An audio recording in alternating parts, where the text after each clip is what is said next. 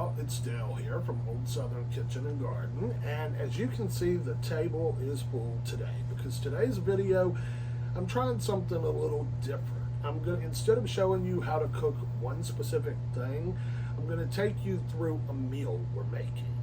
We are going to be doing chicken wings two different ways.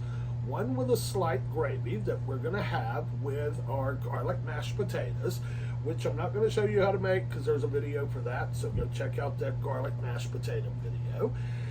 So we're going to have the two different kinds of baked wings, one with the gravy and one because we love keeping, we call it a meat box in the fridge.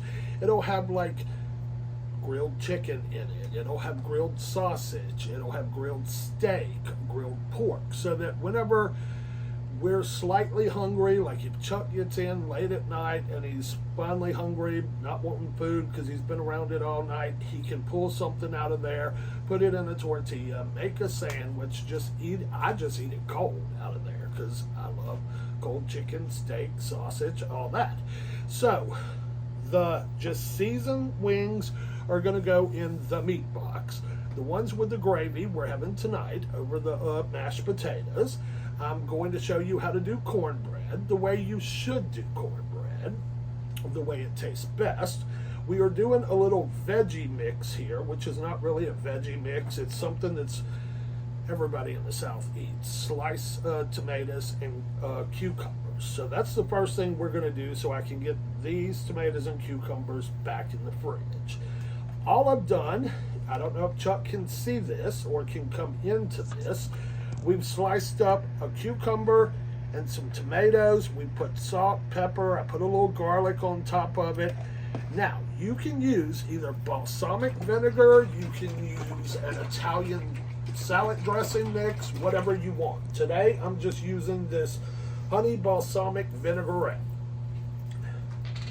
We're going to pour it over the stuff. And I'm going to go ahead and get it in the fridge so that this can be marinating while the chicken's baking and all the other ingredients are being made up. You don't need a whole bunch of it. Just a little bit is good in there. So, and we usually add purple onions to it, but yes, we forgot them at the store. We do normally add purple onions to this. There's many variations of this that you can make, but typically the basics are tomato, cucumber, and purple onions. Sometimes, because I'm a huge olive lover, I'll put olives in it. I'll sometimes sprinkle feta cheese over it. But today we're just going very basic, the tomatoes and the cucumbers, because I forgot the purple onions. So I'm going to push this out of the way and let Chuck get it in the fridge. Now we're going to move on to the chicken. As you can see, I have it in two different pans. This is going to be the one that we're doing with the gravy. This is going to be just seasoned baked wings that we want to have a little crunch and crust to it or whatever. So I'm going to start with those. With that, I've got them in the pan. They're going in. I'm going to sprinkle a little, well, not sprinkle, I'm going to pour a little of our trusty olive oil over it. And of course, I'm going to have to wait for Chuck to get back over here from the fridge to give me my gloves because I completely forgot to bring them over here before doing all this chicken. So to season this one, and you do you, I will always say you do you when it comes to seasoning. Season with what you want and what you like. And we are seasoning these two different ways and cooking them two different ways. So this first one right here, they had a festival at one of the plantations down here, and I went to it and bought a bunch of new to me food stuff and plants and all that stuff. And one of these things, I got a couple packages of this in different flavors. This is called Honey Island Swamp Monster. It is a blend of, it's a Cajun rub, it's a steakhouse seasoning, and a blend of Cajun seasoning. So, I am for the first time going to be using this I tried the other one. I don't remember what the rub was of that. I think it was some kind Peach bourbon. What was it? Peach bourbon. Peach bourbon, Chuck says. And it was delicious. So this one I'm trying today for the first time. The name of the company is, I think, I don't have my glasses. Chuck is going to have to, when I get done with this and pass it over, I'm going to have to tell y'all what the name of that company is. They were very nice people. I paid for this stuff. This is no kind of like, whatever you call it, sponsoring thing or anything like that. But we are totally open to anyone that ever wants to be our first sponsor. So, I'm now going to rub all this into the chicken really good. We're going to flip it over, season the other side with the same stuff. Chuck. Mainly, I'm going to need some more of that, and I'm not going to stick my hand back in the bag, so I'm going to pass this over to Chuck to see if he can be nice enough to sprinkle this mix and some salt and pepper on this back side for me. Guess I should have just did this with one hand. That way I could touch stuff and season with the other one. Again, y'all, I am not the professional cook in the family. That is Chuck. He would think stuff like that out where I don't. I'm not known for my thinking things all the way through or out. So, And this is from the Glory and Grace Splendid Tea Company. tea. Well, that's kind of odd. It is, well, maybe they make tea too, so I shouldn't say that's odd. But to me, it's odd. So, you know, anyway, we've got all our stuff stuck on this one. So I'm going to pass this one over to Chuck. He's about to pop it in the oven for me. This one I'm putting in uncovered because it's going to cook the less amount of time. Now this one is the one we're going to make with the gravy. A slight gravy, not a thick one. So, you know, I got my buddy Tony Satchel here. So, we are going to sprinkle that all on the chicken on this side. We are going to use our pepper.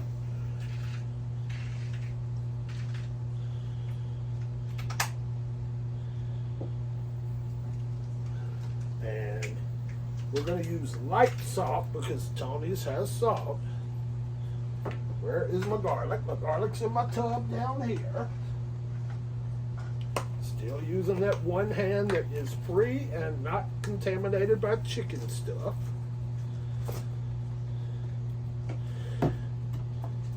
Now we're going to pat it in, flip it over, do the other side.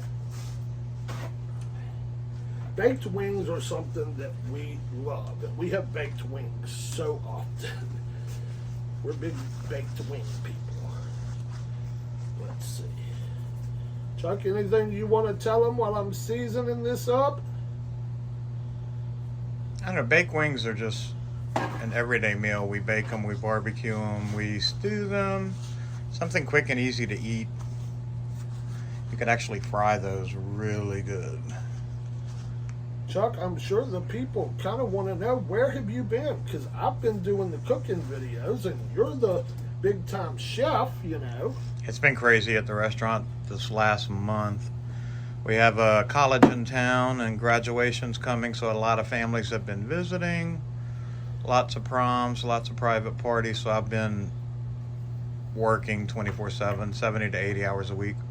And we live in a very small town that's very popular with different kinds of festivals and stuff. And I know, like that one at the plantation, I went there with full intentions of recording it for y'all and was just having so much fun I forgot to record it for y'all. So I'm going to start doing better about recording stuff for y'all. But where I was going with this was, and you see here, I get sidetracked so easily, I'm just putting some onions and bell peppers in the bottom of this so that once we put in our stuff to make our gravy, it's going to have a little flavoring to it. It's not going to be just the melted broth or whatever we put in there. So there we go. almost done. But what was I saying before I got sidetracked with that? Oh yeah, I'm going to do better about bringing y'all to some of the little festivals in town and all that stuff so y'all can see the cool little city we live in. These, you know, I think I forgot to olive oil these before I seasoned them. Which, hey, you don't have to, but it's what I should have done to help make the seasoning stick a little better. Going back over with my Tonys again. Okay, now, the next step to this. I'm going to ask Chuck to pass me over a spoon because I'm using some cream of mushroom. I'm not even going to use this entire little can because I don't want it to be a thick gravy. I want it to be a thin little gravy. And Chuck should be coming with a spoon anytime now. You can't let that boy stay behind the camera. He just gets off his job.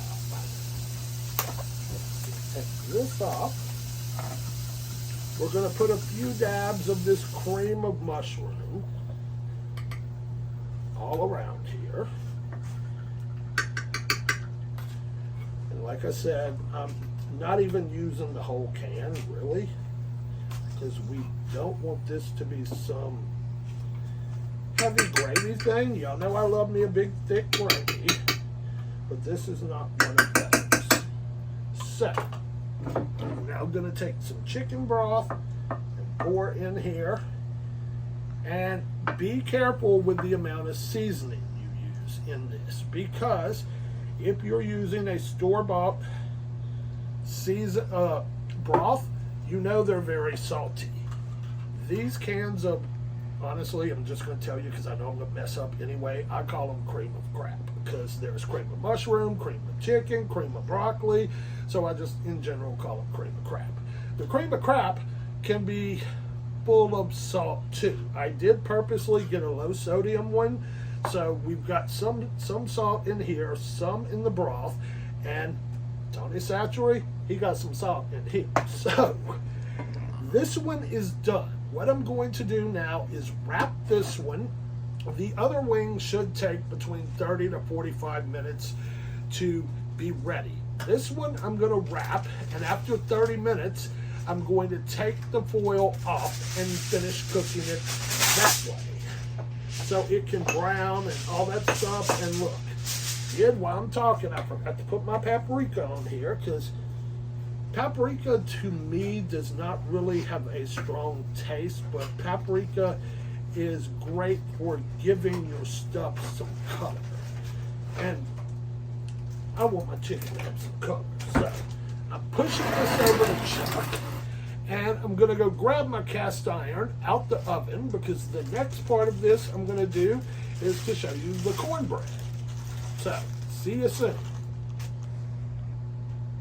Okay, y'all, the chicken is over in the oven now, so now we're starting on the cornbread. I love Jiffy cornbread. I know it's not real southern cornbread, like with cornmeal and all that stuff, but I'm not a big fan of cornmeal. I hate how it gets stuck in your teeth and all that stuff and whatever. Plus, I like sweet cornbread. Jiffy has some sweetness to it, but you know me, I'm going to make it sweeter because I'm so full of sweetness myself. So I'm going to actually do a video soon of a fake homemade Jiffy that you can make in store to use. It's going to come up soon. It uses corn flour, so it really isn't that gritty, but it'll give you a great texture. Okay, well, I've got my 1 box of Jiffy in the bowl. I'm just liking to get out all them little lumps, because, you know, it's got lumps in there, and I like for it to be kind of not lumpy. It may just be a mental thing, but I feel that it just makes the cornbread better. So, to 1 box of Jiffy, you are going to add 1 egg. You are going to add 1/3 cup of buttermilk, or regular milk, but I didn't have regular milk today, and I had buttermilk from from the chicken video when we did those fried chicken, hot honey fried chicken biscuits. If you haven't seen that, go see it. If you don't have time to see the video, which you should, but is probably not up yet, go watch the short. And then, by then, the video will be up and, you know, you can watch the video. It was so good. I'm going to need a spoon, Chuck, because my warm honey has went back to being in solid form.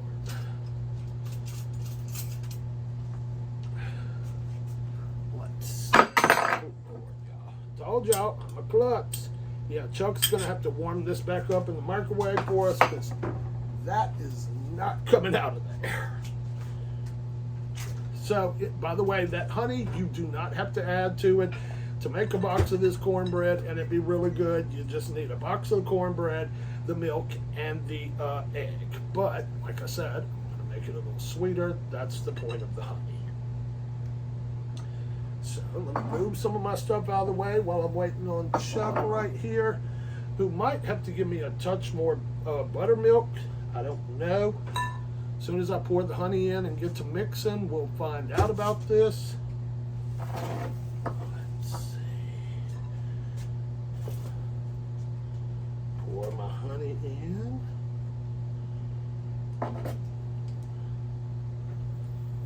And now I'm going to mix. Yeah, I probably shouldn't have to have more. Chuck is going to, if it's ready, get our cast iron skillet out of the oven. The key to making good cornbread is you want the slight crust or crunch on the bottom, and the way to get that is not putting your cornbread mix straight into your cast iron pan. I put butter shortening in the pan, put it in the oven or on the stove top, get it really hot, and then pour your cornbread in. We want the cornbread to make a sound of a sizzle when you pour it in. That's how you know your cast iron skillet or your skillet is hot enough. If it doesn't make that sizzle, then it wasn't hot enough. So, I'm waiting on Chuck right here to put the cast iron on this little thing, and then we'll find out if we've got a sizzle. Okay. Let's see. We're going to move this back here closer to me before I'm wearing all this stuff. And actually, Chuck, can you give me a dab of buttermilk? Because it's going to make it so much easier to get out of here if I had just a little bit more buttermilk. Not burn my stuff. Let's see. That's going to make it pour much easier. You know what would have made it pour even more easy is a spatula instead of using the whisk that I used. Look at me slinging stuff in. Let's see, do we have a sizzle? I'm not really hearing a sizzle. So, do as I say and not as I do. Leave your cast iron in the oven longer to make sure it has that sizzle.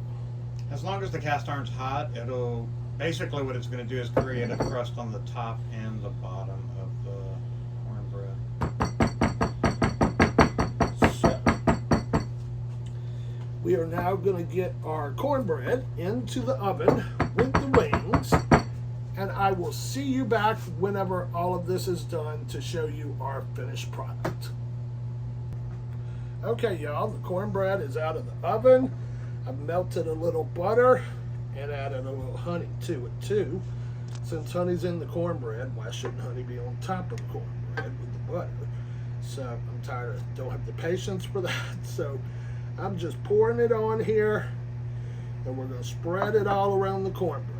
Not cutting the cornbread yet, but you do want to butter it, and if you're using honey, do the honey when it comes out the oven, when the cornbread's still hot. So, we've got it all buttered and cornbreaded, and I'll be up buttered and cornbreaded, honeyed and buttered, and then I'll be back as soon as the next thing comes out the oven in a little bit. Okay, y'all, as you can see, everything's out the oven, both kinds of chicken, the cornbread, mashed potatoes are made, our little cucumber and tomato salad, and we can't wait to dig in. So, I don't know which one I'm going to try first. On my plate, I put the baked wing with gravy, and I put the wing with the swamp seasoning. So, I'm about ready to dig in, y'all. So, thanks for stopping by. And as always, we're glad to have you. Please, if you haven't subscribed yet, do subscribe. Please like the video. Please leave a comment down in the comment section telling us how you like your chicken wings. Do you prefer them just baked? Do you prefer them baked with gravy? Hell, do you prefer them fried? Because I do love a fried chicken wing. So, we will see y'all in the next video. Take care, y'all.